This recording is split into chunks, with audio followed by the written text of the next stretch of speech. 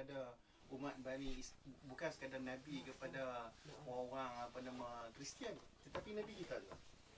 Nabi Allah Musa bukan sekadar Nabi kepada orang orang Bani Israel, tapi Nabi kita juga. Jadi kita mengagungkan mereka sebagai seorang Nabi dan Rasul pada agama kita, walaupun mereka tak macam tu kan. Jadi mereka mengagung Isa jadi anak Tuhan kan. Jadi pengagungan mereka itu, kalau mereka rujuk kepada asal-asal Old Testament itu dengan apa yang didapati dalam Quran, mereka akan nampak kebenaran Quran. Jadi macam mana Nabi Muhammad boleh menceritakan segala pengetahuan yang hanya diketahui oleh orang-orang paderi saja. Orang biasa tak tahu cerita-cerita Nabi Allah Sulaiman, cerita Harut dan Marut, cerita Tursina. Itu cerita yang memang sedia maklum di kalangan orang ahli kitab. Tiba-tiba Nabi Muhammad turun mencerita dengan begitu terperinci, bahkan membetulkan apa yang salah dalam cerita-cerita yang disebut dalam ahli dan cerita-cerita dalam di sisi ahli kitab itu menjadi bukti yang sangat besar bahawa Al-Quran ini datang daripada Allah, dan Tuhan yang mengutuskan Musa, Tuhan yang mengutuskan Isa AS, itulah Tuhan yang mengutuskan Nabi Allah Muhammad SAW. Baik, cerita Nabi Allah Musa ni, kalau dalam ayat ni pun sebenarnya ada banyak isu lah. Banyak cerita ni. Jadi barangkali kita nak ambil tang mana? Di mana ya? Saya pun nak cari, nak tinggalkan lah. Okey, tak apalah. Kemudian kita tengok ayat yang saya baca tadi lah, ayat 102.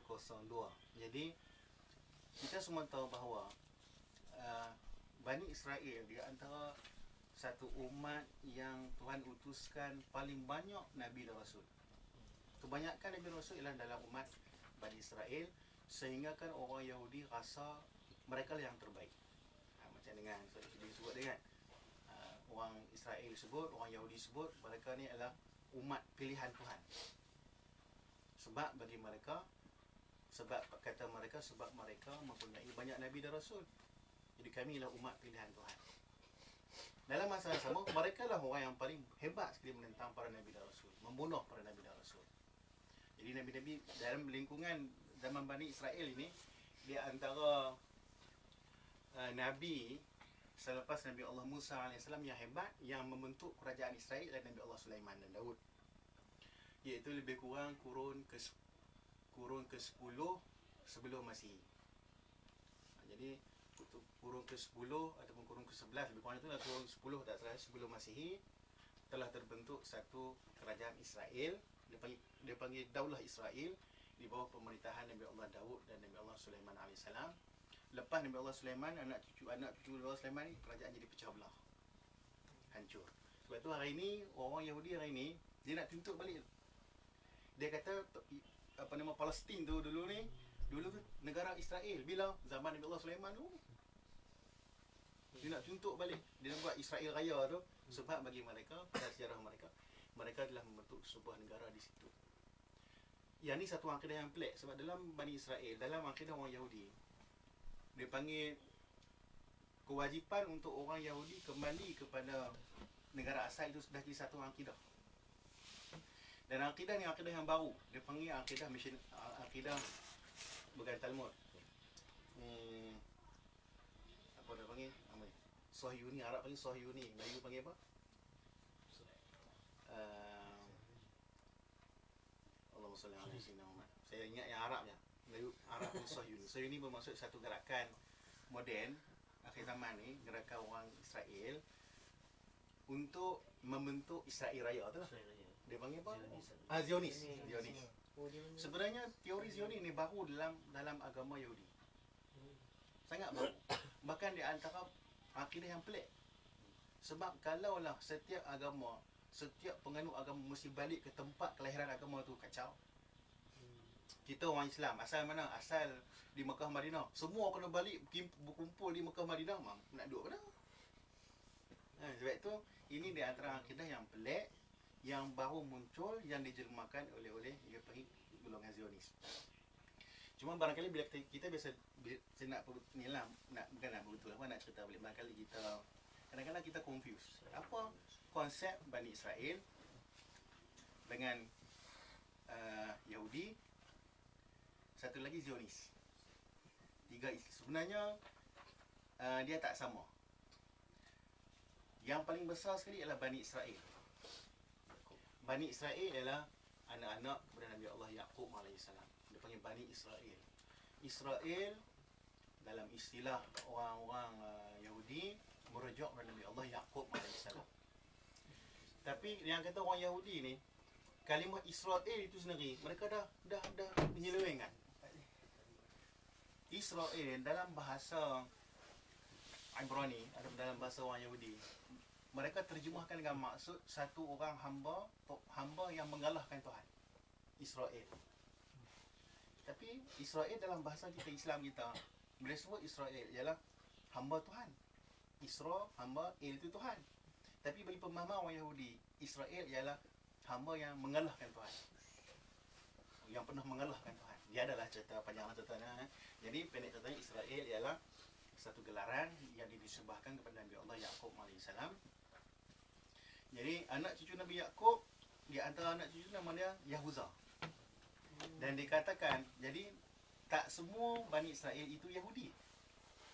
Faham tak? Yahudi itu Bani Israel, tapi tak semua Bani Israel itu Yahudi. Sebab ini besar, anak Bani cucu cicit Nabi Allah Yaqub ke Bani Israel, sebahagian daripada cucu cicit itu ialah Yahuda. Yahuza ni anak Nabi Yaqub. Jadi cumanya Yahuza ni di antara anak Nabi Yaqub yang paling berpengaruh. Dia punya anak dia ramai, cucu dia ramai, pengikut dia ramai. Menyebabkan bila sebut Yahuza tu Bani Israel, bila sebut Bani Israel tu Yahuza. Sedangkan Bani Israel itu bukan semua Yahuza, bukan semua Bani Israel itu Yahuza, ada tak? Yahudi tak? Cuma dengan sebab zaman tu Yahuza ni paling berpengaruh, menyebabkan orang faham bila sebut Yahuza tu ialah Bani Israel, Bani Israel itu ialah Yahuza. Ada tak macam tu? Jadi maknanya ada juga orang yang Bani Israel yang bukan daripada golongan Yahudi. Dia Bani Israel bukan Yahudi. Jadi di antara mereka itu ialah banyaklah Nabi-Nabi ni lah. Kan? Nabi lepas Nabi Daud, Nabi Sulaiman, Nabi Yusuf, itu semua rangkaian pecahan daripada Bani Israel. Baik. Dalam Yahudi, jadi orang-orang anak-anak cucu yang besar ni disebut dengan nama Yahudi. Kan? Jadi Yahudi ni satu istilah kepada satu puak dan menjadi istilah kepada agama Yahudi. Dan dalam Yahudi tu pula dia ada satu ism, satu fahaman yang baru, kurun ke-19 juga. Dia panggil fahaman Zionis. Jadi maknanya tak semua orang Yahudi itu Zionis. Tapi orang Zionis itu memang Yahudi, confirm Yahudi. Tapi Yahudi tak semua Zionis. Jadi di antara fahaman Zionis ialah fahaman kata orang Yahudi mesti membentuk Israel Raya di Palestin dan kawasan-kawasan jajahan tanah Arab lah, kawasan negara Arab lah. Mereka akan berusaha bagi mereka yang ni satu akidah. Satu akidah. Seperti mana kita ni nak kena mempertahankan Makkah dan Madinah, macam itulah fahaman orang Yahudi Zionis nak mempertahankan, nak ambil balik kawasan-kawasan sampai ke mati. Lebih beriman. Sedangkan benda ni kata ulama di antara pokok akidah yang baru dalam agama Yahudi. Tak ada sebelum ni. Sebab dalam kitab Taurat ataupun lepas tu diterangkan dalam kitab Zabur, Old Testament, sebenarnya kitab-kitab tersebut taklah terbaik mana pun. Yang saya belajar dulu, kata pensyarah saya, kita boleh baca kitab Taurat sekali duduk. Saya ingat lebih kurang macam kita baca Yasin kot malam Jumaat kan. Sekali baca, sekali duduk kan, habis boleh baca. Itu yang asal-asal turun dari Nabi Allah Musa AS. Tiba-tiba hari ni syarah kepada kitab Zabur, kitab Taurat, tu dia punya terbaik. Dan sehingga kita tak tahu yang mana satu Taurat yang asal, yang mana satu dia punya syarahan dia, tafsiran dia. Jadi memanglah asas kitab apa nama ni, Talmud itu dia syarah ataupun dia tafsir kepada Taurat. Tapi tafsiran itu tidak dipelihara. Menyebabkan kita tak tahu yang mana satu tafsir, yang mana satu original. Kan? Jadi bahkan dia jadi panjang tu tau, dia panjang tu. Bahkan kalau bagi orang Yahudi ni, mereka lebih mengagungkan Talmud daripada kitab-kitab lain. Dan Talmud bukan original main daripada Tuhan. Yang main daripada Tuhan tu Taurat tu. Itu pun sikit je. Dia pun tak bagi Taurat. Dia pakai Talmud lah sekarang ni. Disebut dengan Talmud lah. Jadi Talmud, kalau ni kata kita belajar perbandingan agama, kalau Yahudi ni kena rujuk Talmud lah. Dan tu semua ada tu lah. Old Testament apa? Old Testament. Old Testament ni merujuk kepada Taurat, Talmud dan Zabur lah. Bisa macam tu lah kan. Maksudnya kalau New Testament ni Bible kot. New Testament Bible. Old Testament Talmud tu tak salah saya. Yang kepada Nabi Musa tu, yang dia orang panggil Ten Commandment tu kan. Yang orang putih ya. 10. Lebih kurang lah 10 asal tu sama je. 10 asal tu dalam Kristian pun ada juga kan. Tak boleh tak boleh bunuh, tak boleh mencuri, tak boleh minum arak, tak boleh berzina.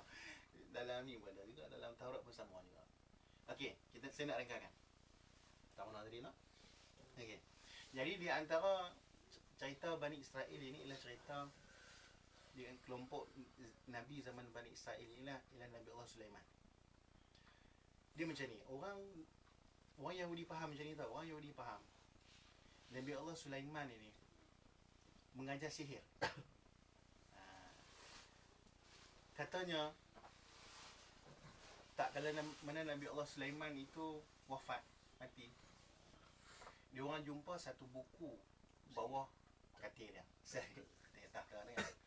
Buku sihir. Kata mereka, oh rupanya Sulaiman ni yang pandai buat itu buat ini sihir. Bukan mukjizat, sihir. Tu yang diperbetulkan dalam Quran. Sulaiman bukan mengajar sihir. Tapi yang tu kerja siapa? Kerja setan-setan. Jadi setan pandai, iblis ni pandai. Tak ada Nabi Allah Sulaiman apa nama wafat, disebut oleh para ulama tafsir, setan tulis ilmu sihir. Jadi ilmu sihir ni bukan khurafat. Kita yang fikir sihir ni khurafat, sihir bukan khurafat. Sihir ni memang betul-betul. Memang satu ilmu kita tak boleh nak kata lah ilmu Tuhan buat kan. Jadi maknanya benda tu memang berlaku. Tuhan izinkan berlaku. Bukan kata ya. Jadi tandas. Okey. Pasal apa? Duduk, Ni. duduk. Ni. Masuk ni. Bagi main tak nak main. Nak racing. Satu. Benda yang kedua, Harut dan Marut. Kalau kita baca Quran sekali tafsir, kita faham bahawasanya Harut dan Marut ini malaikat, dua malaikat. Sebenarnya Harut dan Marut bukan malaikat.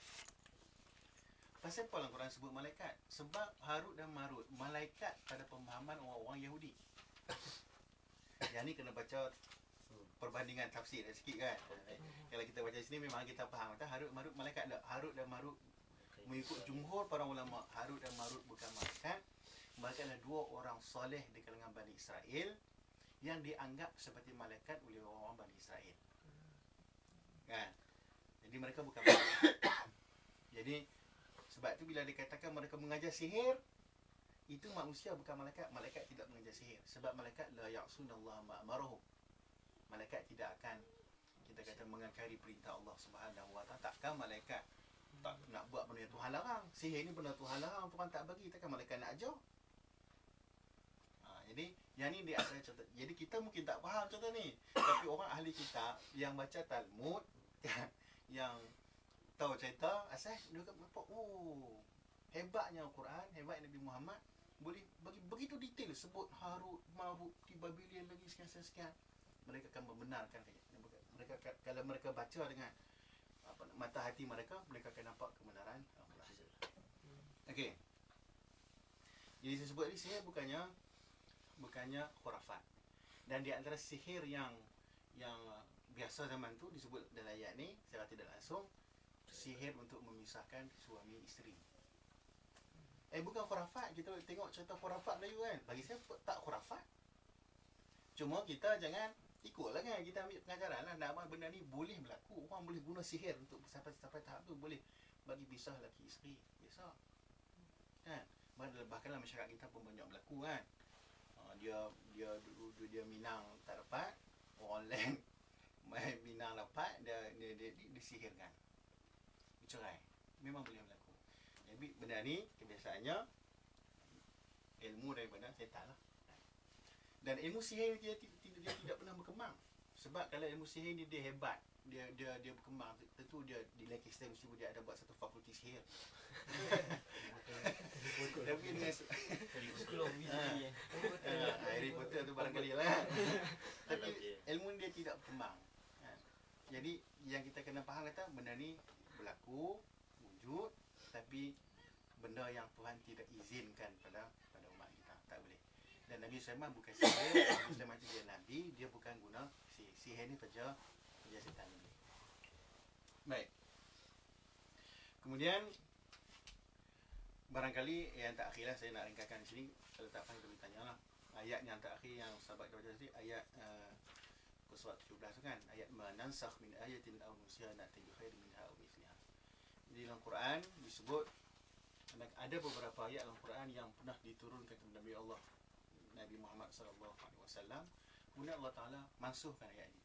Allah Taala macam tarik balik lah, macam padam. Nasam punya padam dan Tuhan ganti dengan ayat-ayat yang baru. Maka Tuhan kata, setiap ayat yang kami mansuhkan, kami gantikan dengan ayat yang lain.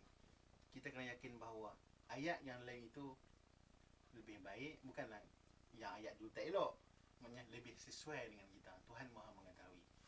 Jadi tidak ada satu hukum pun yang kita kata dalam Quran ini yang yang tidak sesuai dengan keadaan kita. Baik. Saya ingat seperti itu di situ. Boleh kah? Jadi kalau Abang Man nak tambah sikit. Sebab nak cerita ni panjang sangat lah kan cerita. Saya ambil benda-benda penting je lah. Jadi sebenarnya banyak lagi ayat-ayat yang kita boleh ambil pengajaran di situ. Bagi contoh ayat tu nak bong tira ni, sambung lagi pula. Okey. Bagaimana panggilan, mana ayat tak akhir sahabat kita baca tadi, saya la taqulu ra'ina wanzurna wasma'u tu kan. Sebab orang Yahudi ni dia antara sikap mereka, kita semua tahu lah. Sebab orang Yahudi, akidah mereka ni akidah orang Yahudi, mereka ialah rakyat pilihan Tuhan. Kita kena faham. Setiap orang Yahudi mereka dalam hati mereka kata kita ialah rakyat pilihan Tuhan. Kita lah makhluk terbaik di sisi Tuhan. Yang kedua, akidah orang Yahudi, orang yang selain daripada Yahudi itu seperti binatang. Kita boleh buat apa saja. Begitu bagi orang Yahudi. Kalau nak buat jahat, jangan buat jahat sesama Yahudi, buat jahat dengan orang bukan Yahudi. Dah jadi akidah. Kalau mereka pun tahu riba tak bagus. Mereka pun tahu zina tu haram. Mereka pun tahu, mereka ahli kitab. Hukum hakam tu nak lebih kurang sama je. Tapi bila nak buat jahat, jangan buat sama orang Yahudi, buat jahat kepada orang bukan Yahudi supaya mereka lingkup. Sebab mereka itu macam binatang. Itu sebab itu kita kena faham bahawa tidak boleh ada perjanjian damai di antara Islam dan Yahudi. Sebab mereka dah jadi satu akidah macam tu kan. Akidah dia macam tu memang payah. Jadi sebab itu sehingga kan zaman Nabi pun orang Yahudi kata apa? Wadda kathir min mereka panggil apa? Ra'ina. Pasal apa? Tuhan suruh tukar kepada, jangan, wahai orang beriman, jangan panggil Nabi Muhammad Ra'ina, panggil unzurna, tunggu sebentar. Sebab dalam bahasa orang Yahudi, Ra'ina ni merujuk kepada, memanglah nanti kita pun nanti kami, tapi makna sebaliknya itu disebut dengan maksud mengejek, menghina Nabi. Dia lontar batu dua bird macam tu kan. Dia nak panggil tapi dia ada makna tersirat di situ. Sebab mereka dengki terhadap Nabi Muhammad, sebab Nabi Muhammad bukan orang Bani Israel. Dia bangsa Arab. Sedangkan kisah Nabi Muhammad ni termasuk dalam kitab Taurat. Jadi mereka nak Nabi akhir zaman itu Bani Israel tiba-tiba jadi bangsa Arab. Jadi mereka tak suka dengan sebab itu mereka sampai tahap tu panggil pun mereka panggil dengan panggilan yang ada unsur-unsur ejekan di sebalik kalimah itu. Maka Tuhan ajar kepada kita jangan macam tu, panggil kalimah yang lebih sopan kepada Nabi Muhammad sallallahu alaihi wasallam. Baik, kemudian orang yang beriman ni bila dah baca kisah-kisah Nabi Allah Musa dapat manni wassalwa, kan, mukjizat kan, dapat manni makanan daripada langit. Bani Israel minta sekian. Para sahabat pun bercadang nak minta, wahai Nabi Muhammad. Orang Yahudi nak cucuk, cuba kau minta, kalau betul itu Muhammad, cuba kamu minta kat dia suruh turun apa-apa dari langit, kan. Jadi ada yang terita hati nak minta. Sebab tu dia kata, mana dia? Am turiduna an tasalu rasulakum kama su'ila Musa min qabl. Ayat cerita minta ni banyak dalam surah ni, ada surah Al-A'raf, ada surah Maidah, ada. Tapi pendek cerita, Nabi tak minta kat Tuhan. Para sahabat mengadu, wahai Nabi Muhammad, awak tak minta turun makanan hidangan dari langit ke apa-apa dari langit ke, minta lah supaya kami ni rasa tenang hati. Macam Bani Israel minta kat Yahudi, Bani Israel minta kat Nabi Allah Isa AS, kami pun nak minta kat Muhammad. Nabi Muhammad diam, tak minta kat Tuhan. Pasal apa kakak? Sebab Nabi tahu, kalau dia minta, wahai Tuhan, turunkanlah aku sekian kepada umat aku. Sebab Nabi tahu, kalau mereka tetap tidak beriman, maka dia akan turun azab daripada Allah. La tu juga. Dan dengan sebab kasih sayang Nabi Muhammad kepada umat Muhammad ni, kasih sayang Nabi Muhammad untuk mereka ni masuk Islam, Nabi tak minta, Nabi sanggup berdiam diri, tak minta kepada Tuhan walaupun dicabar oleh orang Yahudi. Sebab Nabi tahu, Nabi sayang. Sebab kalau dia minta, mereka tetap tidak beriman, akan turun azab yang sengsara. Jadi Nabi pun diam, Nabi tak minta. Itu cerita di sebalik ayat-ayat yang menyuruh mereka, yang menggambarkan kata para sahabat ataupun orang Bani Israel zaman Nabi, apa orang Yahudi zaman Nabi, minta kepada Nabi Muhammad sallallahu alaihi wasallam, minta sesuatu daripada Allah Subhanahu wa taala. Itu cerita di sebaliknya macam tu. Jadi saya berhenti itu, wallahu a'lam. Takut terlajak sangat. Sorry. Siapa tambah mas-mas, soalan tu. Rasa banyak yang kita nak relate ni pada suasana hari ni kan. Maknanya dia masih lagi dalam konteks tu, masih lagi Yahudi yang lama lah. Antaranya ayat yang menarik, dia kata patutkah mereka ingkarkan ayat keterangan itu, dan patutkah setiap kali mereka mengikat perjanjian setia dibuang dan dicabuli. Sama, maknanya sejarah tu berulang. Maknanya kita tak perlu kata, dulu orang kata apalah buatlah dua negeri kan, two state kan. Satu, kalau bagi orang yang baru hidup, dia akan cakap itu yang paling ideal kan. Jangan gaduh-gaduh, apa gaduh. Biasa orang Melayu gitu kalau kita cakap pasal Palestin. Dia akan cakap apa gaduh-gaduh, ni bagi dua state, satu Palestin kan. Yang dia tak faham ialah sebab dia tak baca Quran. Kalau kita baca daripada ayat tabu dulu, lepas cerita Nabi Adam, tu cerita Nabi Musa, lepas tu cerita dap perangai-perangai dia, mencabuli perjanjian kan, tu minta bunuh Nabi, fitnah Nabi sendiri. Orang macam tu yang dia maksudnya masalah, orang ni bermasalah. Dan ada yang kata dia memang kata tak suka sekiranya ada kebaikan datang kepada kita kan. Dan bila datang kepada mereka,